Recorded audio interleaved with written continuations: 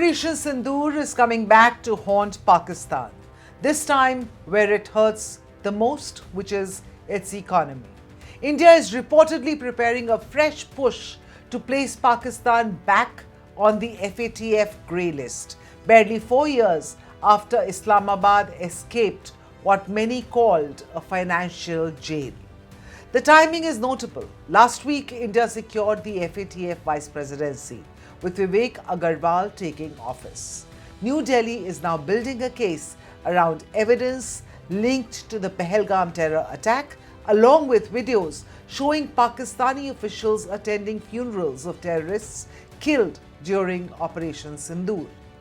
India's argument is straightforward. Pakistan continues to enable terror financing networks and should be placed back under enhanced monitoring. Now, the next FATF plenary is scheduled for October, and India's campaign is expected to gain momentum with its new leadership role. For Pakistan, the return to the grey list could not come at a worse time. Its economy is already under severe strain. Public debt has crossed a record 82 trillion rupees, and in April alone, Islamabad borrowed another 1.4 trillion rupees.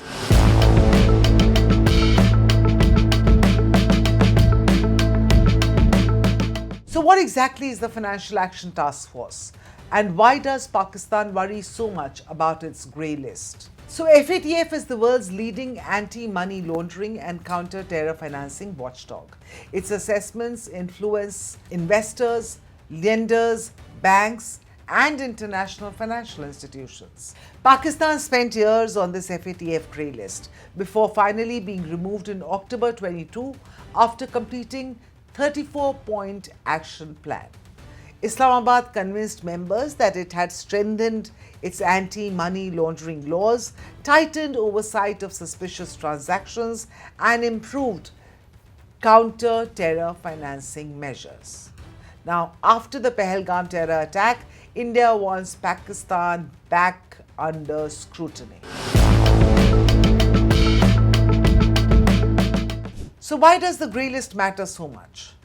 FATF largely operates through two key watch lists, the grey list and the black list. As of 2026, Iran, North Korea and Myanmar remain on the black list. Countries on the grey list face enhanced monitoring and regular reviews to address deficiencies in tackling money laundering, terror financing and, of course, proliferation financing.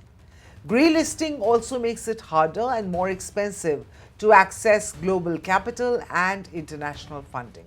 Now, a country is added to the grey list when members present evidence of systemic failures, weak enforcement, inadequate oversight, poor prosecution records, or continued terror financing risks.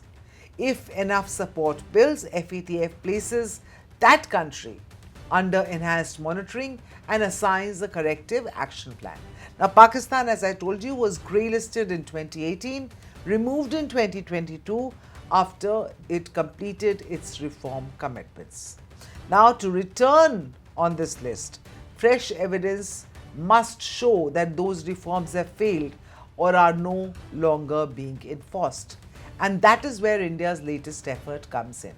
Delhi has long argued that international financial institutions should stop treating Pakistan as a normal borrower while concerns over terror financing persist. India opposed both the IMF bailout for Pakistan last year and the proposed World Bank assistance package for 2026 to 2035. The argument that India basically gave was that Pakistan's track record raises serious questions about financial accountability. The message from New Delhi has been very consistent. Countries accused of supporting terror should face greater financial scrutiny, not easier access to funding. India's latest campaign gathered momentum after the April 22nd Pahalgam terror attack, which killed 26 people and was linked to Pakistan-based terror groups. New Delhi is now preparing material for the October FATF plenary. A key part of that dossier could be videos that surfaced after Operation Sindoor showing senior Pakistani military as well as intelligence-linked officials attending funerals of terrorists killed during the Indian strikes. Now, India is expected to argue that such public appearances demonstrate continued links between elements of the Pakistani state as well as terrorist organizations. Whether that evidence is enough remains to be seen, but India's belief is that it strengthens the case that Pakistan's commitment to FATF have not translated into any lasting change. Now, while all this is happening, Pakistan's rhetoric against India has been becoming noticeably sharper. In the ongoing dispute over the Indus Waters Treaty, Climate Change Minister Musaddiq Malik warned that Pakistan would resist any attempt to deny what it sees as the rightful share of water. हम तो ऐलान कर चुके हैं कि जो हमारे पानी पे हाथ डालेगा हम वो हाथ ही काट देंगे, और सिर्फ ऐलान नहीं कर चुके, 2 मर्तबा 1-1.5 साल में दिखा चुके हैं कि अगर किसी ने हाथ डाला तो हम हाथ काट देंगे। लेकिन सवाल इंसाफ का भी तो है। हम तो अपने आप को बचा लेंगे। हमारी तो जो अफवाज हैं उन्होंने 2 मर्तबा सीसा पिलाई दीवार बनकर खड़े हो गए और दोनों मर्तबा उन्होंने दिखाया कि पानी नहीं, हम तो हवा के ऊपर भी हाथ डालोगे तो तुम्हारा हाथ पकड़ लेंगे। Defense Minister Khwaja Asif went even further, saying that any perceived water security threat to Pakistan could push the country towards a conflict with India, warning of another war.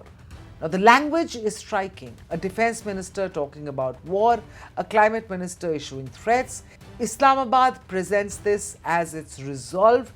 Critics see something else, a government which is under pressure, trying to shift attention away from deeper systemic problems. Now, those problems include economic stress, growing scrutiny over terror networks, and of course, mounting unrest in Pakistan-occupied Kashmir, where anti-government protests have intensified in recent months. India's broader, bigger strategy is clear.